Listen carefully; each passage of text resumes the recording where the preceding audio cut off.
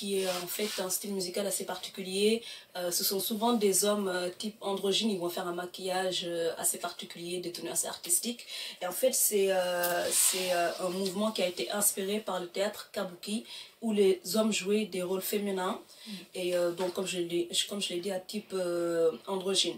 Et en fait, c'est revenu dans l'époque moderne vers les années 1980. Il y a aussi les Vocaloïdes, en fait, c'est quelque chose que j'écoutais énormément quand j'étais au collège et au lycée. C'est voilà, avec Miko Hatsune, Luka, Kaito, Lin et Ren Kagamine qui sont des jumeaux, etc. En fait, c'est un logiciel, à la base, c'est un logiciel de synthèse vocale développé par Yamaha Corporation qui permet à l'utilisateur de synthétiser du chant en rentrant des paroles et une mélodie en fait. Et en gros, il utilise la voix d'une personne et il va tourner ça en mode robotique, etc. Un peu comme le mec dans Carole and Tuesday. Ouais, voilà. Et bon, c'est un mouvement assez particulier étant donné qu'en fait, ça a progressé selon les envies du fanbase en fait. Plus les fans, ils redemandaient des illustrations, des vidéos, des trucs de musique, etc. C'est beaucoup demandé, hein, parce que Miko Hatsune, elle fait des concerts. Hein. Elle fait même des lives en mode hologramme. Les gens, ils viennent et tout. Après, je sais pas s'ils le font jusqu'à là. De Miko Hatsune, c'est un mouvement qui a beaucoup fasciné les gens. Et moi, je sais que depuis le collège, j'étais à fond sur ça. Là, moi, maintenant, parce que je suis moins dans tout ce qui est anime et tout ça, maintenant, j'ai plus trop le temps de regarder. Mais bon, je me suis remis dedans quand même. Ça fait quelques mois. Mais c'est quelque chose qui a beaucoup plu aux gens. Et voilà quoi. D'accord. Après, est-ce qu'il y en a un que... Ah oui, j'ai oublié de parler du fait que la plupart des animes japonais, ce sont des groupes ou des chanteurs et chanteuses japonais qui vont faire justement les soundtracks, les openings. Tout ça. Il y en a même qui signent avec les maisons d'animation. Exactement. Je pense que, en fait, je pense qu'ils ont signé avec Masashi Kishimoto. La plupart des openings... Justement, je voulais parler de ça parce qu'en fait, il y a différents types de groupes. Il y a aussi le groupe Scandale aussi qui a fait pas mal de trucs. Il y a surtout le groupe Arc-en-Ciel avec leur chanteur Hyde. Il est vraiment top. Il est excellent celui-là. Lui, il a fait ils ont fait des sons pour Final Fantasy, Full Metal, DNA, Ghetto, Kenshin le Vagabond aussi. Il y a aussi justement Asian Kung Fu Generation qui ont fait beaucoup de chansons de Naruto. Naruto Shippuden, Full Metal, Tekken Concrete, Bleach Erased. Il y a Flow qui a fait Naruto. Eureka 7, Code Geass, j'aimais beaucoup aussi, même si c'est plutôt truc machine et tout. Naruto Shippuden, etc. Je pense qu'ils ont signé. Et aussi en particulier Nana. Parce que Nana, c'était vraiment quelque chose de spécial. Parce qu'il y a Anna qui a fait la voix de Nana et ainsi que les chants de Nana pour Blackstone. Et il y a aussi Olivia qui était l'inspiration pour Reira. Donc elle a fait toutes les chansons comme Starless Night, Wish, etc. C'est vraiment top. Donc il y a plein de choses, mais on pourra revenir sur ça. Mais c'est un univers vraiment fascinant, vraiment magnifique. Donc voilà. On va continuer avec l'irisomi, qui est le tatouage traditionnel japonais. Il faut savoir qu'au Japon, le tatouage est très mal vu. Les Japonais, ils aiment bien être propres sur soi, être comment dire, être classe, être distingué, être vraiment, ils sont dans tout ce qui est la pureté, la distinction. Donc le tatouage au Japon, je dirais pas que c'est interdit, mais ça a été longtemps interdit. Donc voilà. À l'époque, il était pratiqué par les yakuza, les chefs de gang, voilà, c'était un signe d'appartenance à un clan pour les hommes. Et pour les femmes, par exemple, c'était distinctif qu'elles étaient mariées. Donc le tatouage, c'est ancré dans la culture populaire depuis longtemps. Et faut savoir qu'au Japon, certains établissements interdisent ce tatouage et vous refusent d'entrer dans ces établissements comme les onsen, les bains publics, les sources thermales. Donc au Japon, certains établissements vont vous refuser si vous avez des tatouages. Et si vous n'avez pas par exemple des tatouages visibles, demandez quand même à ce que s'ils acceptent de vous recevoir, parce que même s'ils ne sont pas visibles, ils peuvent tout de même vous refuser. Parce que l'aspect tatouage est vraiment tabou au Japon. Donc voilà. Jusqu'à présent ou c'était... Non, vraiment, vraiment, jusqu'à présent. On peut, enfin, je sais plus c'est qui avait fait une vidéo là-dessus, mais on peut vous refuser si vous portez un tatouage dans certains établissements publics, même dans des hôtels, parce que c'est vraiment mal interprété. Enfin, plus pour les Japonais. C'est mal vu. Donc, un occidental ou un étranger, on va moins vous refuser pour ça, mais un japonais ou un asiatique, on peut le refuser parce qu'on va croire qu'il appartenait à un chef de gang, qu'il est descendant de Yakuza, donc c'est très mal vu. Donc voilà. Et il faut savoir qu'au Japon, c'était tellement mal vu, ça avait tellement un aspect péjoratif qu'à une époque, on pratiquait les tatouages pour les prisonniers, pour distinguer les prisonniers des personnes qui étaient dans la société, qui étaient blancs de crimes, etc. Donc, vous verrez sur certaines images, on pouvait mettre des tatouages sur le front, des croix, des ronds, des traits, en fonction de... Oui, vraiment, en fonction des crimes que vous avez commis, on va vous mettre un signe distinctif, de façon à ce que vous voyez, de façon à ce que vous distinguez tout au long de leur vie les personnes qui ont commis ces crimes-là. Parfois même, on les tatouait le contour des lèvres pour qu'ils fassent ressortir leurs lèvres, leur grosse bouche, non, mais leurs lèvres en tout cas. Donc vraiment, le tatouage a vraiment une valeur significative au Japon. Et il faut savoir que c'est les Chinois qui ont instauré cet aspect vraiment très péjoratif du tatouage. Aujourd'hui, de nos jours, il existe encore des tatoueurs traditionnels au Japon, parce que au Japon, le tatouage n'est pas pratiqué comme en Occident. C'est des bambous où on a des aiguilles et en fait on tapote dessus et l'aiguille s'ancre dans la peau de manière manuelle. C'est très douloureux. C'est très douloureux, mais quand c'est bien réalisé, c'est magnifique. Et les tatoueurs japonais, ils ne tatouent pas comme ça. C'est vraiment un apprentissage qui dure de nombreuses années. Et durant ces années-là, ils sont accueillis dans un maître de tatouage traditionnel. Et c'est ce maître-là, dans la culture américaine, chaque personne va choisir son nom de tatoueur. Au Japon, c'est l'inverse. C'est le maître du tatouage qui va choisir ton nom. Et en général, on va mettre le signe Ori, parce que Ori, ça signifie encre en Japon, en japonais, excusez-moi. Et parfois, on va reprendre le nom du maître pour honorer le fait que c'est lui qui nous a appris. Parfois, le maître va nous donner un nouveau nom pour nous faire un nouveau nom dans la société. Et voilà. Les tatouages japonais coûtent très cher. On peut, par exemple, pour un bras, ça peut coûter dans les 5 000, 7 000 euros. Dissuader aux gens, c'est comme les cigarettes par exemple, ils mettent les images dégueulasses là, comme ça les gens ils achètent pas, mais bon ça marche pas vraiment. Ça c'est sûr, je pense qu'il y a de ça, mais c'est vraiment l'aspect le fait que c'est des matériaux spécifiques, leur encre ils la font eux-mêmes, tout est fait maison et il y en a très très peu au Japon et ces tatoueurs sont majoritairement clandestin parce que c'est tellement mal vu que c'est pas un métier reconnu. Donc voilà. Et le tatouage c'est l'un des 10 arts, donc c'est pourquoi j'avais vraiment envie d'aborder ce sujet. Et voilà. D'accord.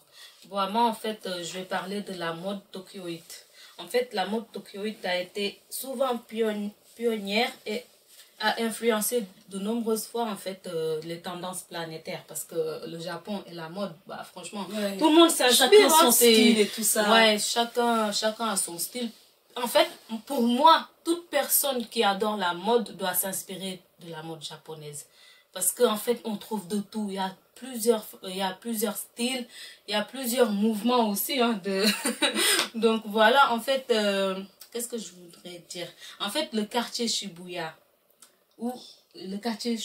et Harajuku, en fait c'est Harajuku, c'est les deux quartiers vraiment. Quand tu pars au Japon et que tu aimes la mode, faut aller là-bas.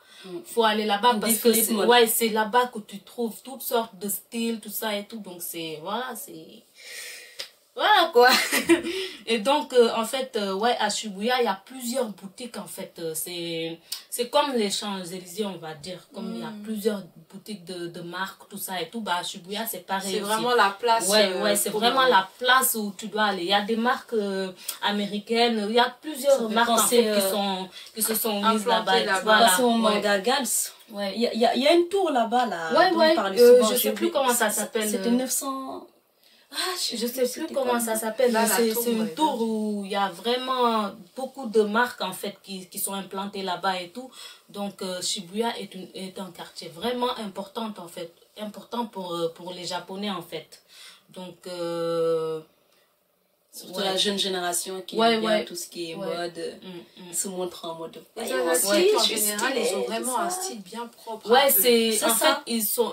Moi, ce que j'aime avec la mode japonaise, c'est le fait qu'en fait c'est très coloré, et c'est parfois même excentrique, hein, parce qu'il y a des gens, tu les regardes, est-ce qu'ils sont la culture kawaii, par exemple, extravagants. Genre ils sont, c'est Halloween ou genre ils sont déguisés, genre c'est qu'est-ce qu'ils font ceux qui sont en mode cosplay aussi, il y a comme ça dans les rues. Mais oui, bah à Shibuya et surtout à Harajuku là, tu trouves plein de genre, c'est des gens, tu les regardes, tu vas dire mais c'est Halloween aujourd'hui ou c'est comment là, mais en fait on trouve de tout en fait, il y a plusieurs styles, il y a des gens qui vont s'habiller en fait, il y a des gens qui vont s'habiller en mode casual et tout, classique. Il y a des gens qui vont s'habiller en mode cosplay. Il y a des gens qui vont s'habiller en mode Lolita. En fait, on trouve même en mode visual kei, comme et c'est ça que j'adore avec la mode japonaise. Parce qu'en fait, ce que j'aime, c'est qu'en fait, les gens sont libres. Sont libres de s'habiller comme ils veulent en fait, et ils sont pas jugés en fait. Même s'ils sont jugés, ils en ont rien à faire. C'est pas comme ici en France, tu vas mettre un style, les gens ils vont dire mais elle est folle, genre elle est déguisée, elle va où et tout, alors que là-bas tu te mets comme tu veux, il y a pas de préjugés, les gens ils vont pas être là oui mais genre pourquoi tu mets... ils sont habitués, et c'est ça que j'aime avec la mode japonaise et tout. Donc franchement parler, si vous allez un jour au Japon, allez à Shibuya et Harajuku. Si vous aimez la mode. Il y a même une chanteuse, Gwen Stefani, elle avait un duo de danseuses qui était japonaise, et qui, en fait, Gwen Stefani, elle s'inspire vraiment de la culture japonaise dans ses clips, et elle avait même créé une marque de vêtements à inspiration japonaise, et il y a vraiment beaucoup d'auteurs qui s'inspirent du Japon ou qui vont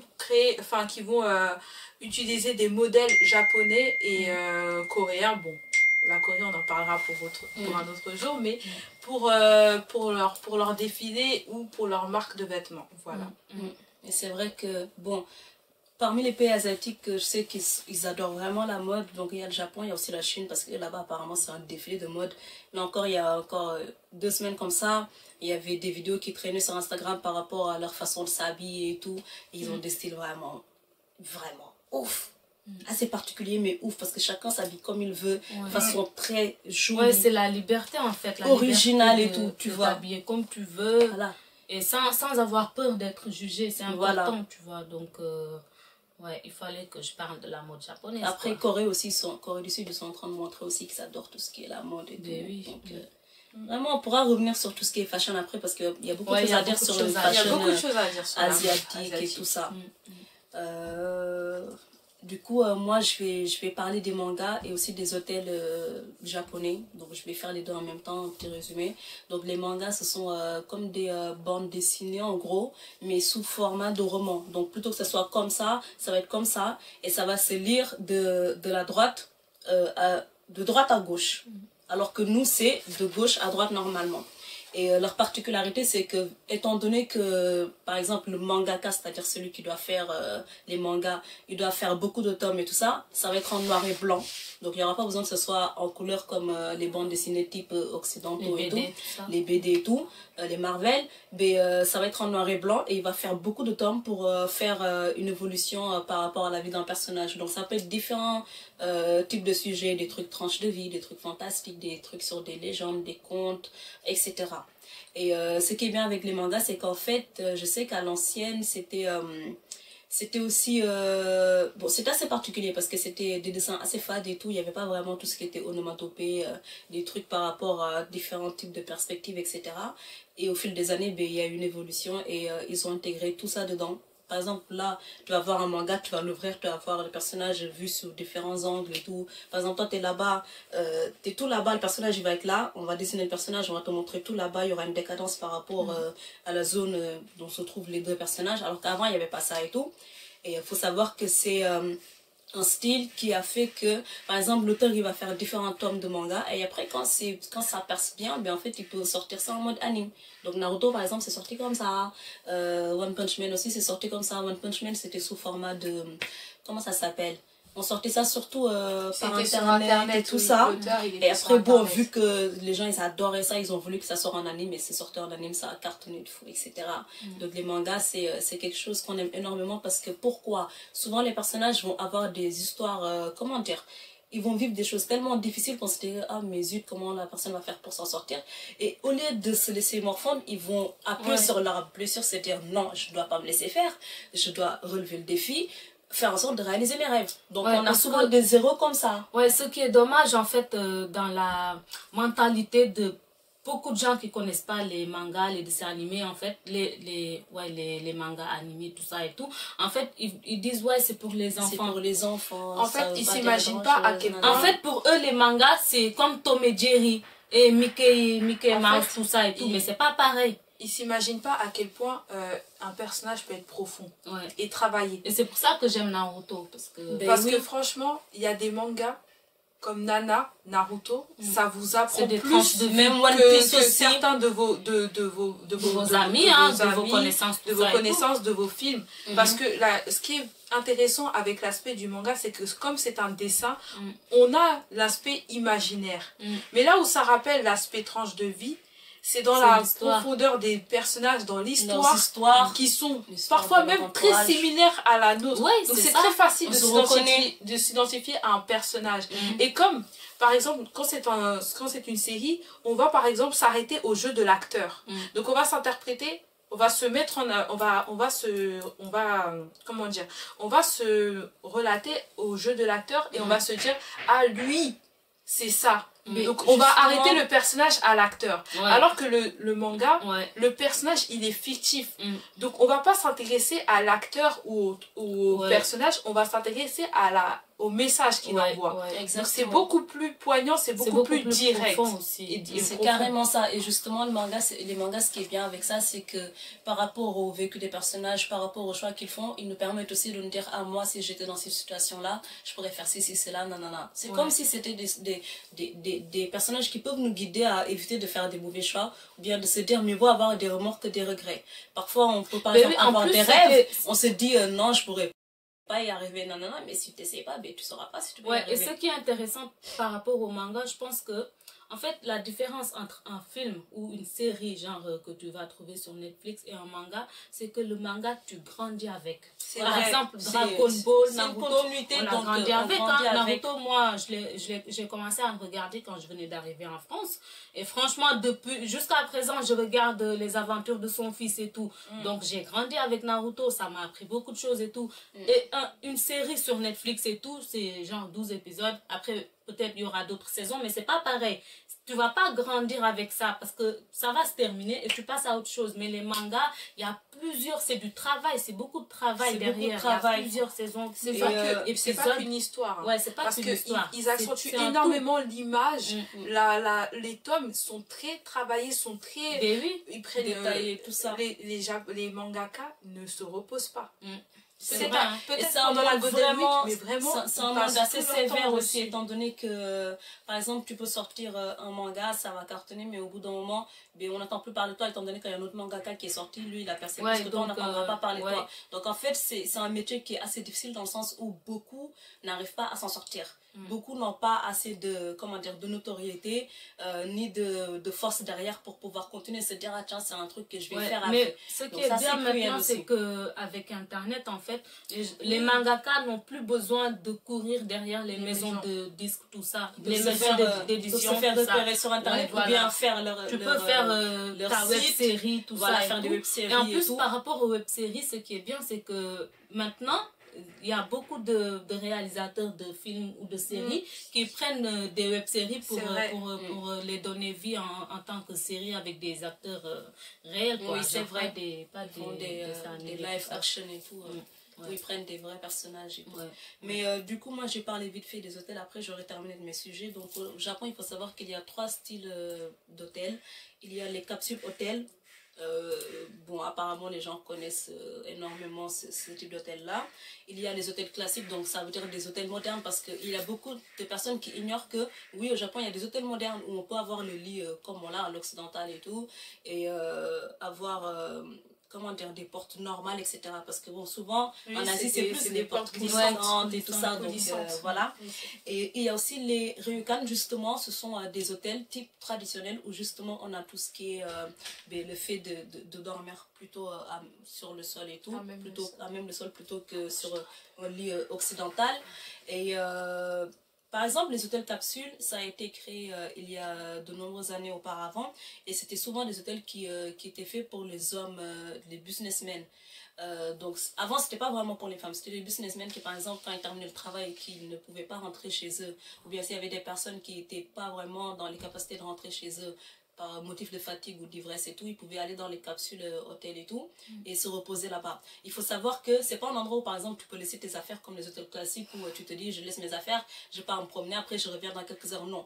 À chaque fois, quand tu dois quitter, tu reprends tes affaires, après quand tu dois revenir, tu dois réserver encore, enfin, il n'y a pas de réservation. Tu dois venir et tu auras une autre chambre. Ça passe vraiment par le fait que tant qu'il y a une chambre disponible, place est là pour toi. Il n'y a pas de réservation ni quoi que ce soit. Bon, après, au fil des années, on a aussi fait des capsules hôtels où on faisait un étage en dessus pour pouvoir y mettre des femmes. Parce qu'avant, il n'y avait pas pour les femmes. Il n'y avait pas cette histoire de oui, on va faire des séparations, nanana et tout. Non, c'était surtout... Avant, les femmes ne travaillaient pas. C'était surtout pour les hommes. Et non, parce que c'est pas juste des gens qui travaillent qui peuvent y aller. Tu peux y aller si, par exemple, bon, si tu veux des problèmes avec comme les gens qui, des fois, quand ils ont des soucis avec leur famille, qui se retrouvent dans les saunas et tout, à traîner là-bas et tout. Ouais, ça, c'est un endroit de dépannage, etc. Il y a plusieurs motifs qui peuvent amener les gens là-bas. Mais avant, il n'y avait pas pour les femmes. C'était pas du tout pour les femmes, mais ces temps-ci, ils ont essayé de faire des étages où, par exemple, les femmes peuvent y aller et tout ça. Et notamment aussi des businesswomen aussi, qui travaillent, qui terminent tard et qui vont aller là-bas et tout. Après, les ryukan hôtels, c'est les hôtels traditionnels, comme je l'ai dit. Donc, c'est plus pour les gens qui sont vraiment amoureux de la culture japonaise, qui veulent être là en mode ah tiens, j'ai envie de faire une nuit un peu à la japonaise et tout ça. Être là en mode porte coulissante, dormir sur le truc et tout. Être là en mode... Parce que quand on s'assoit sur le tatami et tout ça. Donc voilà. Et après, il y a les hôtels modernes pour ceux qui ne veulent pas vraiment perdre leurs habitudes du quotidien. En gros, si par exemple quelqu'un qui vient d'Europe ou d'Amérique ou je sais pas, même d'Afrique et tout, et qui veut dormir justement sur un lit normal, être dans une chambre normale, ne pas être là à faire comme ça avec la porte, etc., mais il prendra un hôtel normal et tout. Mais dans tous les cas, le capsule hôtel, c'est assez intéressant, mais par exemple, on peut pas y dormir en couple. Si on vient en couple, c'est madame, elle va dans son coin, et monsieur, il va dans son coin, donc ça ne servira pas du tout. Mais pour ceux qui veulent, veulent voyager, c'est des love hôtels, tout ça. Ceux qui veulent voyager et tout, qui veulent découvrir les différents types d'hôtels, si vous voulez tout ce qui est plutôt traditionnel, culturel et tout, allez dans les ryukan. Ceux qui veulent être là en mode dépannage, bon tiens là, je vais m'arrêter un peu pour ce soir, je suis fatiguée, je vais me reposer, ce sera plus les capsules hôtels. Après, ceux qui sont en couple et qui veulent bien être là en mode détente, modernité et tout, mais vous allez, vous allez dans les hôtels classiques et puis voilà quoi. Donc, voilà. Bon, je vais finir avec la nourriture japonaise parce qu'on ne peut pas parler du Japon sans parler de leur gastronomie, de leur nourriture. Il faut savoir que la nourriture japonaise, appelée Nihon Ryori, c'est une cuisine en fait qui est familiale. C'est-à-dire qu'il y a plein de plats qui sont posés sur la table et on pioche un peu partout. La cuisine japonaise, elle est vraiment... En fait, elle est vraiment traditionnelle dans le sens où étant donné que le Japon c'est une archipel avec beaucoup d'îles, il y a vraiment beaucoup de cuisine locale, des cuisines de région. C'est pour ça qu'en fonction des régions, vous n'allez pas forcément goûter les mêmes types de nouilles, les mêmes types de ça varie vraiment. Soba, ça varie vraiment. Et du coup, au fil des années, bien évidemment, on retrouve des plats un peu populaires qui se retrouvent un peu partout. Mais on remonte par exemple 100 ans en arrière, vous allez à Kyoto ou vous allez à Shibuya, ce n'est pas pareil. Donc voilà. Donc la cuisine japonaise, c'est une cuisine où on a 3 plats en général. Donc on a le petit déjeuner, le repas du midi, le repas du soir. On sert souvent de la soupe de miso, des tsukemono, c'est une salade japonaise, dans tous les repas. Après, en fonction des repas, on varie, mais ces 2 plats-là ressortent souvent des plats japonais. Le riz, le poisson, les crustacés sont très ancrés dans dans la cuisine japonaise. Et par exemple, tout ce qui est propre à l'Occident, c'est-à-dire la viande, l'ail, c'est pas vraiment présent là-bas. Les Japonais, ils cuisinent avec l'umami. C'est-à-dire que pour eux, ils vont avantager l'après-goût, c'est-à-dire un goût subtil et doux, plutôt que par exemple le salé, l'amertume ou l'acidité. C'est vraiment pas des saveurs qu'ils connaissent, par exemple. Bon, plutôt maintenant, mais c'est pas des saveurs qui traditionnellement ils appliquent. Donc eux, leur cuisine est basée sur les bouillons, tout ce qui est la fermentation et le macérage. C'est des cuisines qui sont longues, mais savoureuses à la longue, puisque c'est des cuisines qui vont rester longtemps dans la macération, dans la fermentation, dans le bouillon, donc qui vont s'imprégner du goût, d'où l'umami, donc tout ce qui est plutôt l'après-goût dans la longueur et dans la douceur, voilà. Donc on retrouve des plats japonais comme les ramen, les sushis qui sont... on ne peut plus parler du Japon sans parler des sushis, malheureusement. Mais il y a aussi les yakitori, les okonomiyaki, les shabu-shabu, la soupe au miso, les onigiri, c'est les boulettes de riz. Donc après, en fonction des régions, elles peuvent être assaisonnées différemment. Les odon, voilà. Et je vais vous apprendre peut-être quelque chose, mais si vous connaissez les tempura, sachez qu'à la base, les tempura, ce ne sont pas japonais, mais portugais. En fait, il faut savoir que les Portugais ont été les premiers Européens et les premières personnes à venir au Japon et à y rester longtemps. Parce qu'en fait, en 1543, excusez-moi, il y a eu la loi isolatrice du Shukaku qui a été un peu...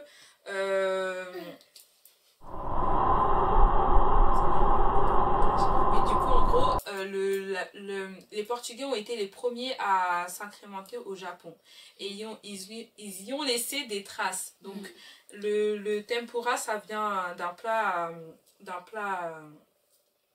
portugais, un peu comme les acras de morue, puisque les Portugais ils utilisent beaucoup la farine de riz pour assaisonner leur viande ou parfois faire des beignets. Et c'est de là qu'est venu les tempura.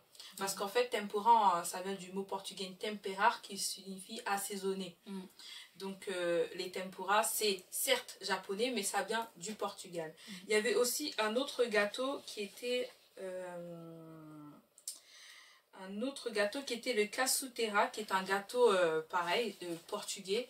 Et c'est un dessert portugais qui était aussi remodelé par les Japonais. Il faut savoir que les Japonais ne sont pas très sucrés. Donc tout ce qui est dessert, etc., c'est pas vraiment ancré dans la culture, la culture nippone. Voilà. En plus, dans les mangas, les animes, ils mettent quand même qu'ils adorent les trucs de dessert et tout ça. Hein. En fait, c'est vraiment parce qu'il y a eu tout ce qui est mondialisation. Ah oui, mais en donc, plus, les charlottes aux fraises, tous les desserts comme ça, les Japonais en sont tombés amoureux, mais un dessert typiquement japonais, c'est pas vraiment sucré. Pas vraiment. C'est des desserts à base de thé, donc de matcha thé, donc voilà, c'est pas vraiment axé dans le sucre. Les Japonais ont vraiment un style de vie très sain. Donc tout ce qui est... C'est pour ça aussi, en fait, les Japonais, c'est eux qui vivent le plus longtemps dans le monde. C'est vrai, hein. Ils ont prouvé ça. Non, mais c'est plus parce que le Japon. Oui, je sais plus si c'est Japon ou Chine. Non, c'est Japon. C'est les Japonais qui vivent plus longtemps. Par rapport à ce qu'ils mangent et tout. Ouais, bon, en gros, les Asiatiques. Et ils font du sport aussi. Oui. Même quand ils sont les Indiens, c'est les Asiatiques. C'est ça. Les Japonais ont vraiment un style de vie très sain. La nourriture grasse, peut-être on va en retrouver au Japon, mais parce qu'il y a eu cet aspect mondialisation où la cuisine occidentale s'est importée au Japon. Par rapport à la diversité. La cuisine traditionnelle japonaise, c'est tout ce qui est cuisine à vapeur, tout ce qui est cuisine à base de bouillon, le riz. Le riz, c'est un féculent qui ne fait pas prendre du poids. Donc c'est vraiment des cuisines qui sont saines et basées sur tout ce qui est bouillon, voilà. Donc ça fait que les Japonais ont un style de vie très sain. Donc voilà. Donc on espère qu'on vous a appris des choses. Mais oui, hein, parce qu'on a voulu développer en fait. On a voulu approfondir chaque thème. Donc du coup la vidéo elle va être longue. Elle va être assez longue, mais on va regarder parce que c'est important, ça vous apprendra beaucoup de choses. Et peut-être que ça vous donnera envie d'aller au Japon pour découvrir de quoi on a parlé, vraiment tout ça. On a vraiment, excuse-moi de t'avoir coupé. Non, si j'avais fini, t'inquiète. Ah, tant mieux. On a vraiment essayé de vous apporter des thèmes qu'on va pas forcément toujours aborder dans des vidéos YouTube, parce qu'on va vous parler des sushis, on va vous parler de la politesse au Japon, mais on va peut-être pas vous parler de la déesse Amaterasu, de Susanoo, des yokai, de Kaguya Hime. Donc voilà, on a vraiment essayé de vous apporter des thèmes qui n'étaient pas forcément abordés, mais qui étaient tout aussi intéressants et qui ont fait l'histoire du Japon. C'est voilà. ça.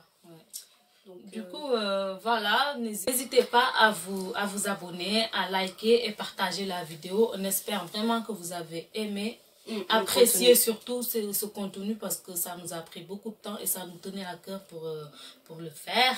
Donc, eh bien, on espère que vous aurez passé un bon moment, que vous avez bien enjoy nos explications, les anecdotes, les histoires, les légendes et tout ça. Parce que, bon, c'était pas non plus facile parce qu'il y avait certains termes. Par exemple, quand on était au collège, lycée, on était à fond dans les mangas, donc on arrivait à parler facilement le japonais par rapport aux mangas, aux animes et tout, justement. Mais après, on a perdu un peu cette habitude-là, donc il y avait certains termes, c'était un peu chaud de les prononcer, donc on s'excuse par avance par rapport au japonais. On sait comment dire au revoir, sayonara.